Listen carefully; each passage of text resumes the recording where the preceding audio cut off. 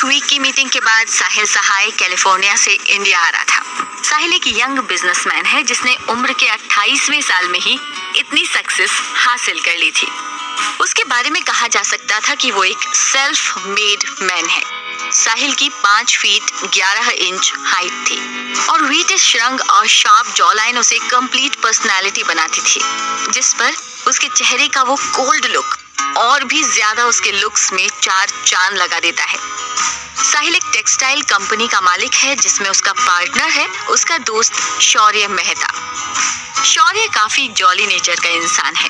उम्र 28 साल, 5 feet 9 inch की हाइट, गोरा रंग, ओवरऑल चार्मिंग पर्सनालिटी का मालिक। साहिल जब एयरपोर्ट पर पहुंचा तो वहां अपने इंतजार में शौर्य को खड़े हुए पाया।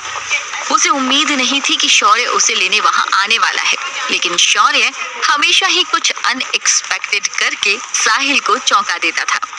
साहिल ने जब शौर्य को 2 लोगों के साथ वहां अपना इंतजार करते हुए देखा तो जाते ही सबसे पहले उसने शौर्य को अपने गले लगा लिया। शौर्य ने साहिल की पीठ थपथपाते हुए कहा, हाउ वाज योर ट्रिप? साहिल अब शौर्य से अलग हुआ और चलते हुए उसने शौर्य को जवाब दिया, it was good but I miss my India. इतना कहते ही साहिल शौर्य से चलते हुए आगे निकल चुका था। उसे जल्दी से जल्दी अपने घर पहुंचना था क्योंकि वो पहले रेस्ट करना चाहता था। शौर्य के साथ आए 2 आदमियों में से एक ने साहिल का सामान कार में रखा और अब उन दोनों में से एक साहिल की कार और दूसरा शख्स शौर्य की कार को ड्राइव कर रहा था। साहिल की कार अभी मुश्किल से 10 मिनट ही चली होगी जब उसके फोन पर उसकी चाची मिसेस नविका सहाय का फोन आया। उम्र 45 साल, स्वभाव से एरोगेंट और देखने में स्टाइलिश और एलिगेंट लुक वाली मिसेस नविका किसी तरह साहिल की शादी अपनी पसंद की लड़की से करवाना चाहती थी, जिसके पीछे उनका सिर्फ एक ही मकसद था कि उसकी नजर साहिल की उस प्रॉपर्टी पर थी जो उसके दादाजी ने उसके नाम कर दी थी। नविका को अच्छे से पता था कि आज उनका भतीजा साहिल कैलिफोर्निया से इंडिया वापस आ रहा है, तो उन्होंने आज भी उसके लिए उसके घर पर उसकी शादी के लिए एक डेट फिक्स कर रखी थी। चाची का फोन आते देखकर साहिल समझ गया कि क्या माजरा हो सकता है। उसने फोन उठाया और उसके हेलो बोलने से पहले ही नविका जी ने बोलना शुरू कर दिया, आ गया मेरा बेटा, मैंने तेरे लिए एक डेट तेरे घर पर फिक्स की है। आई एम श्योर कि तुझे वो लड़की बहुत पसंद आएगी। आफ्टर ऑल वो मेरी पसंद जो है। साहिल ने जब अपनी चाची की बात सुनी तो उसने फौरन उनको टालने के लिए कहा, चाची, I am still in California and my flight is little late so can't be there on time. You can fix it for tomorrow. Navika ji ने मुंह बनाते हुए कहा, साहिल, तुझे तो पता है कि मुझे तेरी कितनी चिंता रहती है। 28 साल का हो चुका है तू और आज तक ना तो तूने कोई गर्लफ्रेंड बनाई है और ना ही किसी लड़की को पसंद करके शादी के लिए हाँ कहा। तू कब अपने बारे में सोचेगा? साहिल ने अपनी चाची जी को समझाते हुए कहा, शादी से भी ज्यादा जरूरी चीजें होती हैं लाइफ में, so let me focus on that. इतना कहते ही साहिल ने फोन रख दिया और ड्राइवर से कहा, take me to the hotel Hyatt. Sahil को इस बात का अंदाजा हो चुका था कि उसकी चाची जल्दी से जल्दी उसकी शादी कराना चाहती हैं और वो अभी तक ऐसी किसी लड़की से नहीं मिला था जिसके साथ वो शादी करके अपनी लाइफ स्पेंड करना चाहे। साहिल पूरी तरह से वर्कोहॉलिक है, जिसे अपने काम के अलावा और किसी चीज का जुनून नहीं है। इस समय वो एकदम शांति से रेस्ट करना चाहता था, जो कि इस समय उसे अपने खुद के घर में नहीं मिलने वाला था। एंड थैंक्स टू चाची जी, इसलिए उसने होटल की तरफ अपनी कार को डाइवर्ट करवाया। कुछ ही टाइम में साहिल की कार होटल हयात के मेन एंट्रेंस पर खड़ी थी। साहिल ने अपनी कार को वहां से ले जाने के लिए बोल दिया और होटल के अंदर आते हुए अपने लिए अपना फेवरेट रूम अपने कॉर्पोरेट अकाउंट से बुक किया। अक्सर अपनी चाची के दिए हुए मैरिज स्ट्रेस से बचने के लिए साहिल वहां आ जाया करता था, क्योंकि ये कोई उसकी पहली डेट नहीं थी जो उसकी चाची ने उसके लिए फिक्स की थी। साहिल अपने होटल रूम की तरफ बढ़ रहा था कि उसे कॉरिडोर में कोई जाना पहचाना शख्स दिखाई दिया। असल में वो कोई और नहीं बल्कि साहिल की चाची मिसेस नविका सहाय थी, जो वहां पर अपने किटी फ्रेंड ग्रुप के साथ आई थी और वहीं पास में बुक एक रूम में उनकी किटी पार्टी होने वाली थी। साहिल इस समय उनके एकदम सामने ही था। उसे कुछ समझ नहीं आ रहा था कि उस सिचुएशन को अवॉइड करने के लिए वो क्या करे, इसलिए उसने उनसे बचने के लिए वहीं अपने बगल से गुजरती हुई एक रूम सर्विस स्टाफ का हाथ पकड़कर उसे अपने करीब खींच लिया। इतना ही नहीं, उसने अपने चेहरे को छिपाने के लिए उस लड़की को वहीं वॉल के सहारे सटाकर उसके होठों को किस करना शुरू कर दिया। पास से गुजरती हुई नविका सहाय की चाल एक कपल को इस तरह एक दूसरे में खोए हुए देखकर थोड़ी सी धीमी हो गई। साहिल का रूम एकदम बगल वाला ही था। वो उस रूम सर्विस स्टाफ को अपने साथ धकेलता हुआ अपने रूम तक ले जाने लगा। इस समय साहिल ने उस लड़की को बेहद मजबूती से थामा हुआ था। ये उसके लिए भी पहला एहसास था कि वो किसी लड़की के इतना करीब आया था, जबकि वो लड़की अपने साथ कुछ गलत होने के अंदेशे से ही साहिल से दूर होने के लिए पूरे जोर के साथ स्ट्रगल कर रही थी। आखिरकार साहिल ने अपने रूम का डोर खोला और उस लड़की को अंदर धकेलते हुए उसने रूम का डोर अंदर से लॉक कर दिया। नविका जी, जो वहां से अपनी कुछ फ्रेंड्स के साथ गुजर रही थी, अपने दोस्तों से बोली, देखा आजकल के बच्चे कितने एडवांस हो चुके हैं, और एक मेरा भतीजा साहिल है जो इन सब से कोसों दूर है। यार कोई तो बताओ कि मैं उसकी शादी करवाने के लिए आखिर ऐसा क्या करूं? नविका के उसी फ्रेंड ग्रुप की दूसरी लेडी ने कहा, मुझे तो लगता है कि साहिल के लिए तुम्हें किसी लड़की को खुद पसंद करना चाहिए जो ज्यादा से ज्यादा टाइम उसके साथ बिताए और साहिल को अपने आप प्यार करने पर मजबूर कर दे। फिर तो साहिल को अपने दिल के हाथों मजबूर होना ही पड़ेगा। नविका के ग्रुप की तीसरी लेडी ने कहा, मुझे नहीं लगता कि ये सब करना ठीक है। It's all wrong. उसे जब प्यार होना होगा हो जाएगा, तुम्हें उसकी लाइफ में इंटरफेयर नहीं करना चाहिए। नविका ने कहा, इट साउंड गुड जब उस शादी से तुम्हें पूरे 200 करोड़ की प्रॉपर्टी ना मिलने वाली हो। नविका की ये बातें सुनकर सभी की आंखें हैरानी से चौड़ी हो गईं। असल में साहिल के दादाजी ने अपनी प्रॉपर्टी का 60% शेयर साहिल के नाम कर दिया था, जबकि साहिल अपनी मॉम और डैड की कार एक्सीडेंट में डेथ होने के बाद से अपने दादा से बेहद नफरत करता था, क्योंकि कहीं ना कहीं वो उन्हें ही अपने पेरेंट्स की मौत का जिम्मेदार मानता था, जबकि साहिल के दादाजी उसकी बहुत फिक्र करते थे। नविका की बातों ने वहां सबको सोचने पर मजबूर कर दिया था। इधर साहिल जब उस लड़की को धकेलते हुए अंदर ले आया था, तब भी उसने अपनी पकड़ उस लड़की पर से जरा सी भी ढीली नहीं की थी। उस लड़की के पेशेंस ने जवाब दे दिया तो उसने एक जोरदार झटके से साहिल से अपने आप को दूर किया और एक जोरदार थप्पड़ साहिल के गाल पर जड़ दिया। साहिल ने अब जाकर उस लड़की के चेहरे को ढंग से देखा। उस लड़की का नाम नव्या वर्मा था। उसकी उम्र 23 साल थी। नव्या उस होटल में एक हाउस हेल्प की जॉब करती थी और अपने परिवार को संभालने के लिए एक अच्छी क्वालिफिकेशन होने के बावजूद मजबूरी में छोटी मोटी नौकरी कर रही थी। नव्या की हाइट 5 फीट 5 इंच, गोरा साफ रंग, लीन फिगर, काले लंबे बाल और बड़ी बड़ी खूबसूरत आंखें। इस समय जब साहिल की नजर नव्या पर थी तो साहिल की इस किस के बाद नव्या के होठ एकदम सुर्ख लाल हो चुके थे। नव्या की आंखों में गुस्सा झलक रहा था और उसका चेहरा भी गुस्से से एकदम लाल हो चुका था। साहिल ने एक झलक में ही नव्या के चेहरे के इंच इंच को अपनी नजरों में बसा लिया था।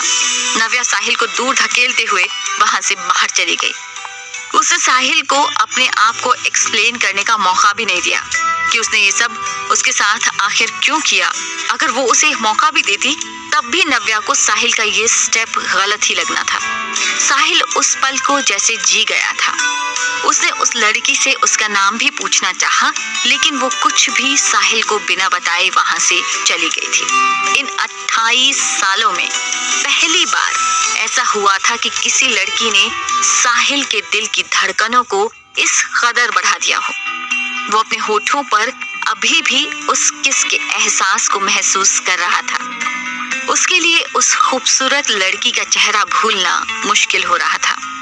इधर नविका जी ने अपने मन में प्लान बना लिया था कि वो किसी लड़की को साहिल के असिस्टेंट के तौर पर रखेंगी जो साहिल को अपने प्यार में दीवाना बना दे, और जब शादी के बाद वो उसके नाम 60% प्रॉपर्टी की मालकिन बन जाए तो उसे छोड़कर चली जाए और वो सारी प्रॉपर्टी नविका जी के नाम कर दे। अब उसके लिए उसे एक ऐसे शख्स की जरूरत थी जो सिर्फ मजबूरी में ये काम करे और ईमानदारी से अपनी डील पूरी करके साहिल की जिंदगी से चली जाए। साहिल अब तक चेंज करके रेस्ट करने के लिए अपने बेड पर आ चुका था।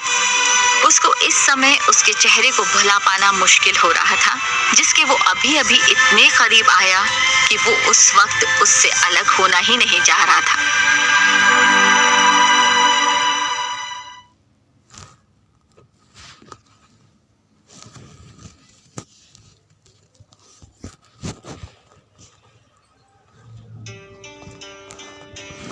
किस्मत का खेल भी ना बड़ा अजीब है, जिसको चाहे बना दे और जिसको चाहे बिगाड़ दे।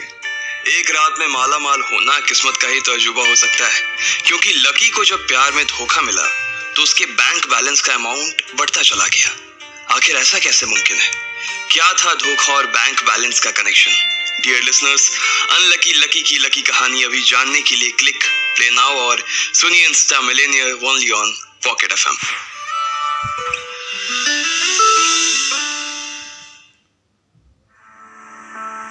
इधर नव्या अभी भी उस छुअन के एहसास से अपने आप को फ्री नहीं कर पा रही थी।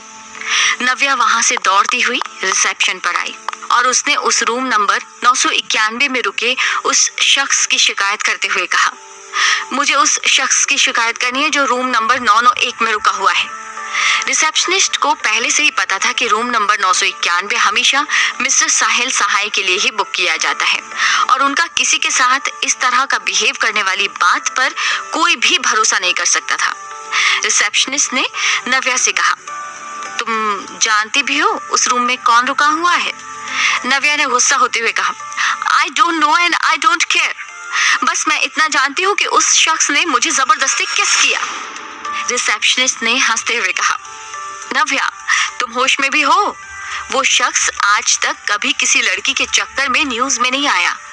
पता नहीं कितनी ही लड़कियां उसके ऊपर मरती हैं, लेकिन उन्होंने आज तक किसी को भाव नहीं दिया, तो वो तुझे किस करेंगे? गॉड, ये क्या मजाक है? तुझे तो सच में अपना इलाज कराने की जरूरत है। रिसेप्शनिस्ट नव्या की मजाक उड़ा रही थी, जैसे उसने कोई सपना देख लिया हो, और ये सारी बातें उसके पीछे खड़े होटल के मैनेजर ने सुन ली थी। मैनेजर ने नव्या की तरफ आंखें दिखाते हुए कहा, तुम्हें पता भी है कि तुम किस पर इल्जाम लगा रही हो?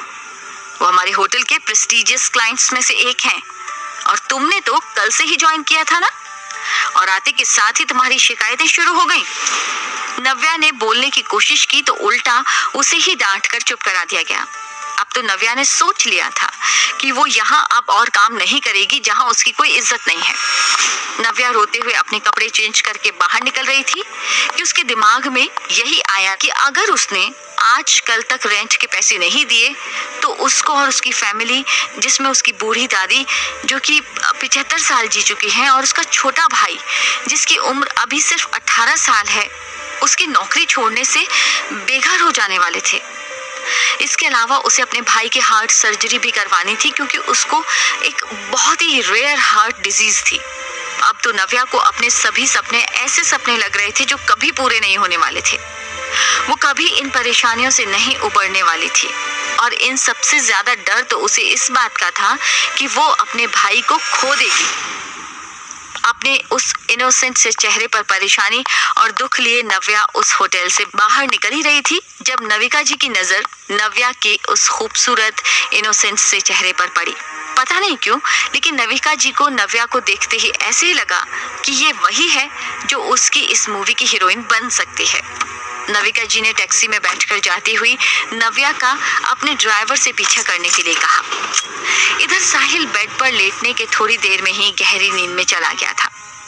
कैलिफोर्निया से लेकर इंडिया तक का उसका सफर काफी लंबा और थका देने वाला था, जिसके बाद उसे अपना बेड याद आ रहा था, लेकिन वो अपनी चाची की वजह से अपने खुद के घर नहीं जा सका था। नव्या अब तक अपने घर के बाहर पहुंच चुकी थी, लेकिन उसका घर जाने का बिल्कुल भी मन नहीं था। बोलती भी क्या वो घर जाकर, कि वो जॉब छोड़कर आई है। नव्या टैक्सी से नीचे उतरी ही थी जब नविका की चमचमाती हुई ब्लैक ऑडी कार उसके पास आकर रुकी। नविका ने कार की विंडो का शीशा नीचे करते हुए कहा, ए लड़की सुनो।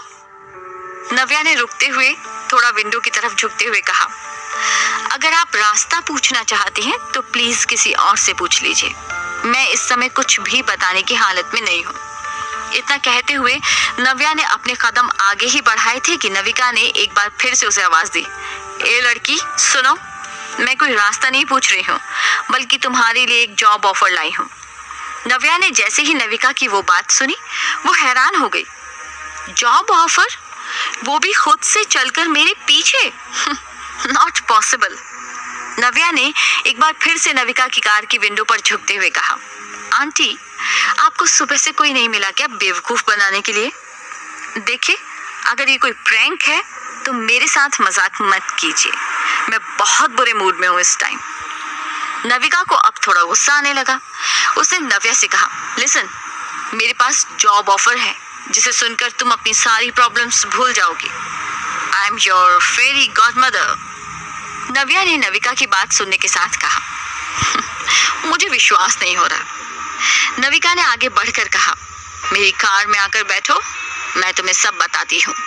नव्या ने नविका से कहा, देखिए आंटी, आज सुबह से मेरा दिन बहुत खराब जा रहा है, तो अच्छा होगा कि आप और मैं किसी रेस्टोरेंट में बैठकर बातें करें। I can't trust anyone.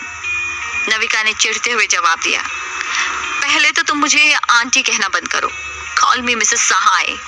और अगर तुम मेरे साथ मेरी कार में बैठकर बात नहीं करना चाहती तो नो इश्यू, हम पास में किसी रेस्टोरेंट में बैठकर बात कर लेते हैं। इतना कहते के साथ ही नविका अपनी उस महंगी कार से बाहर आई और नव्या के पीछे पीछे चलने लगी। उसका तो उस जगह को देखते ही मुंह बन गया, क्योंकि उसके हिसाब से तो वो जगह काफी ज्यादा चीप थी, लेकिन 200 करोड़ के सामने वो कुछ भी परेशानी नहीं महसूस कर रही थी। नव्या चलकर अपनी ही लोकेलिटी के एक छोटी सी चाय की दुकान पर आकर बैठ गई और उसने शॉप के मालिक को आवाज देते हुए कहा, काका 2 चाय प्लीज। नविका ने मुंह बनाते हुए कहा, I will not take tea. इस पर नव्या ने हल्के से मुस्कुराते हुए कहा, तो आपको कौन ऑफर कर रहा है? This is for me. Navika को नव्या की बातें थोड़ी इंसल्टिंग तो लग रही थी, लेकिन उसने फिर भी अपनी बात को आगे बढ़ाते हुए कहा, मैं चाहती हूँ कि तुम मेरे भतीजे को अपने प्यार के जाल में फंसाओ और उससे शादी कर लो। नव्या ने लगभग खांसते हुए कहा, क्या कहा आपने? प्यार के जाल में फंसाकर शादी करूं? लेकिन ये कैसी इनडिसेंट सी जॉब है, और क्या मैं आपको इस तरह की लड़की लगती हूँ जो ये सब करूंगी?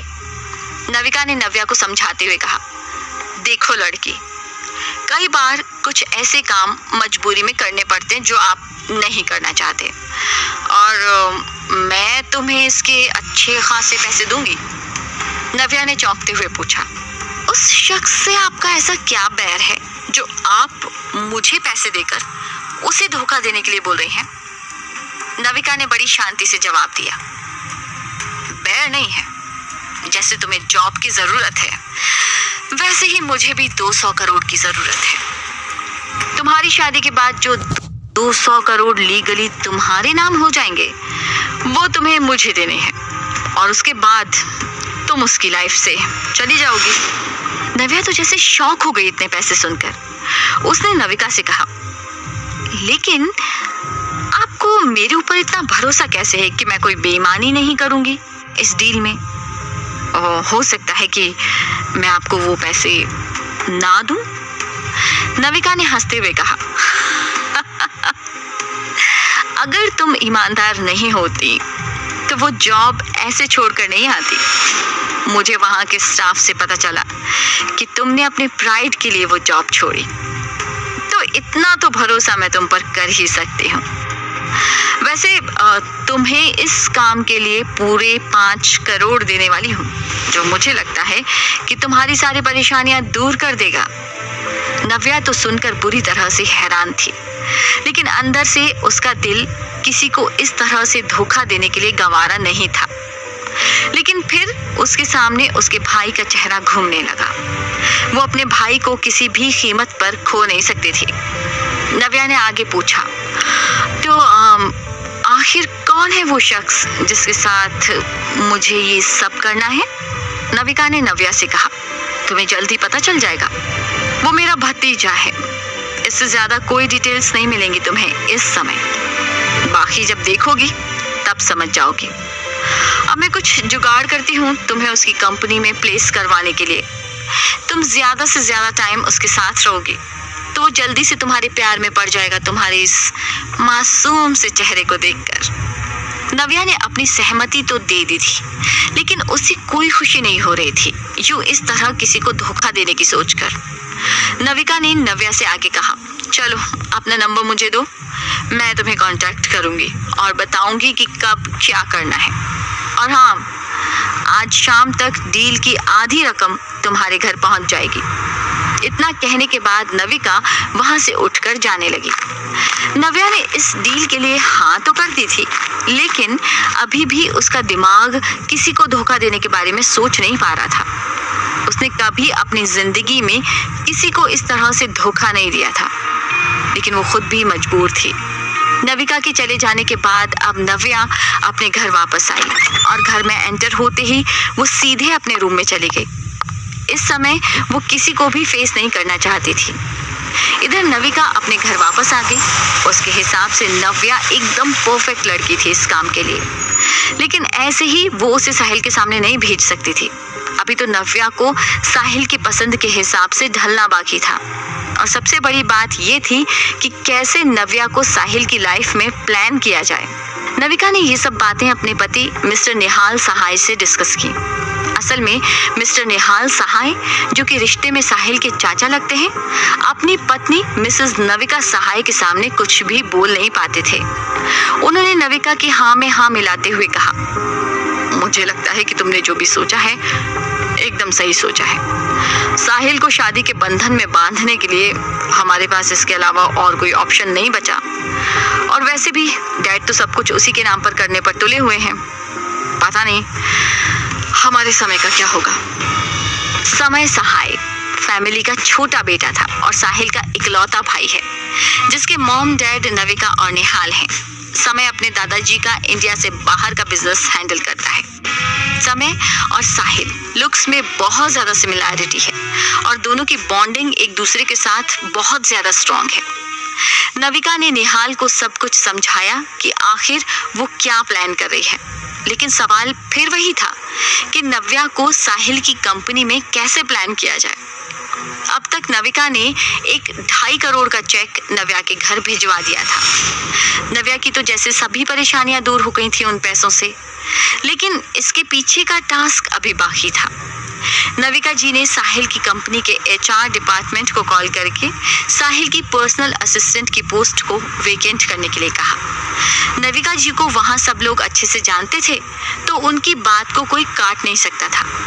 साहिल की करंट असिस्टेंट नेहा को साहिल के HR डिपार्टमेंट से एक अच्छी खासी रकम ऑफर की गई उस पोस्ट को छोड़ने के लिए, ताकि वो जगह नव्या को ऑफर की जा सके।